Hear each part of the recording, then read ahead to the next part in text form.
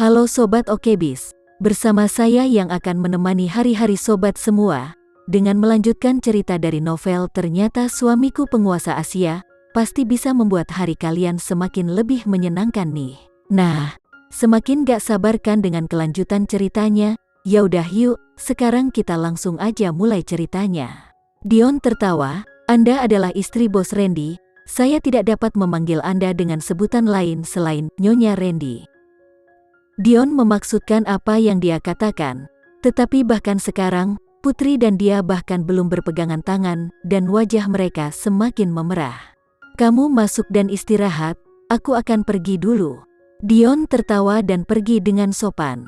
Putri berdiri di aula besar dan melihat sekeliling dan bingung apa yang harus dilakukan.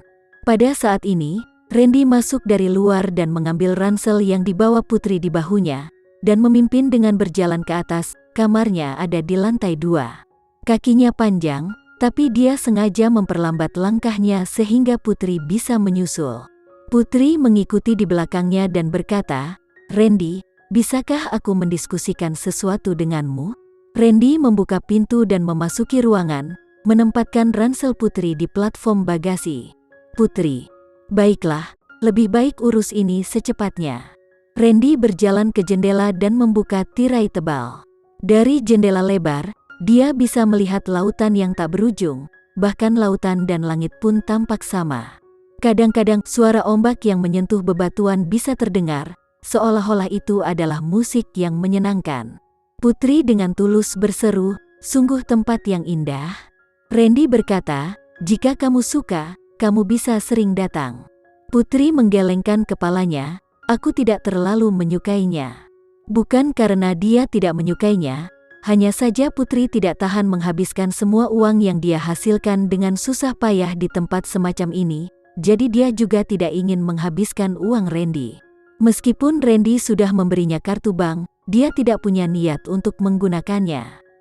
Jika dua orang bercerai suatu hari, dia akan bisa berjalan sedikit lebih mudah. Randy pasti tidak akan bisa mengatakan bahwa Putri tidak mengatakan yang sebenarnya, tapi dia tidak bertanya lebih jauh dan berkata, "Ayo makan dulu. Setelah makan dan istirahat sebentar, di sore hari kamu masih harus makan." Berpartisipasi dalam acara departemen. Putri mengangguk, "Oke."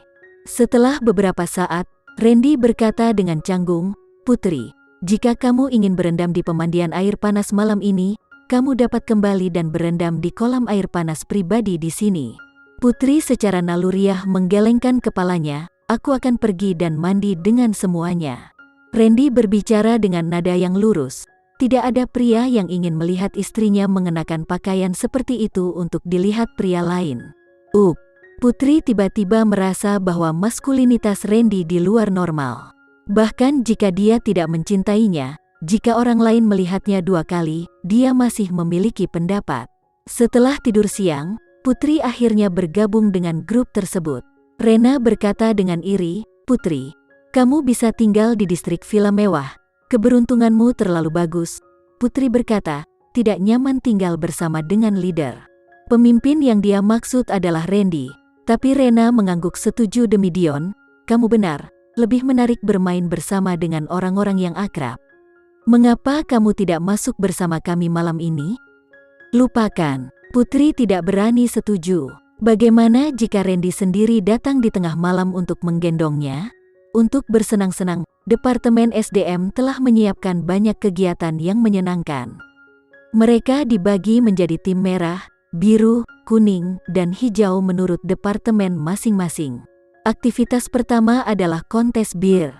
Isi gelas 2 liter besar dengan bir.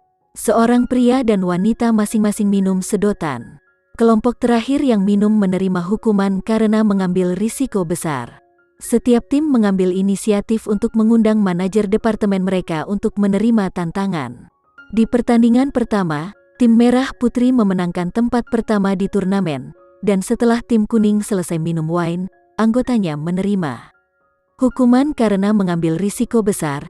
Saat Kapten Huang menerima hukumannya, CEO yang dingin dan menyendiri itu tiba dan untuk sementara, dia menjadi fokus perhatian semua orang.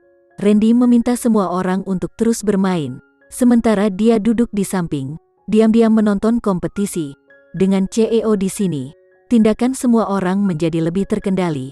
Namun, saat tuan rumah mengumumkan game kedua, semua orang melepaskan kekhawatirannya. Yang kedua adalah game menggigit apel. Menggantung sebuah apel di tali, keempat kelompok memilih seorang pria dan seorang wanita. Mulai dari dua sisi apel, kelompok terakhir menjadi sasaran hukuman kejam karena basah kuyup dalam air es. Putri telah berkontribusi besar pada proyek ini, jadi anggota tim merah mendorongnya keluar untuk menerima tantangan. Putri tidak bisa membantu tetapi melirik Randy dengan bersalah. Ekspresinya tidak terduga, dan dia tidak bisa tidak menjadi gemuk. Lalu dia berjalan. Arya dari tim merah juga mengambil inisiatif untuk menonjol, ingin bertarung dengan Putri. Pada saat ini, Dion juga melihat ke arah Randy, tetapi yang dilihatnya berbeda dari yang dilihat Putri. Dia segera bertepuk tangan dan berkata, "Apakah ada yang ingin Bos Randy datang dan ikut bermain juga?" Semua orang ingin, tapi tidak ada yang berani membuat keributan. Karena bantuan Hood telah berbicara, maka setiap orang akan memiliki lebih banyak nyali. Semua orang berteriak, "Bos Randy, Bos Randy, Bos Randy." Di tengah teriakan dari kerumunan, Randy akhirnya berdiri setelah beberapa saat, melihat ekspresinya yang dingin, seolah-olah dia dipaksa untuk menerima tantangan. Melihat dia berjalan dari panggung, Putri terus berdoa di dalam hatinya, berharap dia tidak akan memilihnya, dan pasti tidak memilih. Namun, Randy kebetulan berjalan di depannya. Wow, kerumunan itu berteriak kegirangan. Gadis-gadis itu semua menyesal. Jika mereka tahu bahwa Bos Randy akan berpartisipasi, bahkan jika mereka basah kuyup, mereka akan bertarung dengan sekuat tenaga untuk mendapatkan tantangan ini. Berbeda dari kegembiraan kerumunan, Putri menundukkan kepalanya, bahkan tidak berani melihat Randy. Pembawa acara berteriak, "Bersiaplah." 3 anggota lainnya segera mendekati, mata mereka terpaku pada apel yang jatuh di antara mereka. Putri menundukkan kepalanya, berpikir bahwa dia seharusnya menjadi burung unta dan mengaku kalah.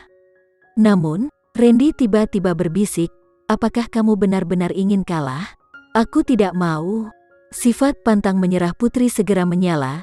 Dia mengangkat kepalanya dan menatap Randy secara provokatif. Siapa yang takut padanya? "Host, mulai." 3 anggota lainnya segera mengambil tindakan. Semua orang di samping berteriak, "Bos Randy, lakukan yang terbaik. Bos Randy akan menang." Randy berkata kepada Putri, "Gigit apelnya dan jangan bergerak, aku akan memakannya." Ini adalah taktik, dan itu tidak seperti mereka berdua akan makan apel, tetapi Putri akan menjadi orang yang menstabilkan apel. Putri mengangguk, tetapi berpikir adalah satu hal, benar-benar melakukan hal lain.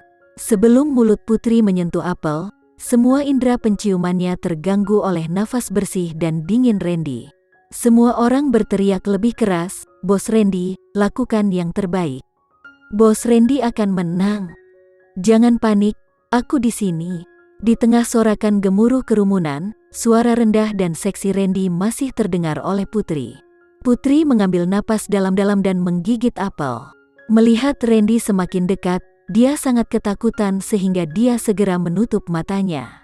Dalam seluruh proses, Putri bahkan tidak berani membuka matanya untuk melihat Randy. Dia tidak tahu ekspresi seperti apa yang dia miliki. Sekian dulu ya sobat cerita hari ini, tetap nantikan cerita berikutnya dari novel ini. Eits, jangan lupa untuk like, share, komen, dan subscribe channel ini agar kita lebih bersemangat lagi untuk menceritakan novel-novel menarik lainnya. Dah ada.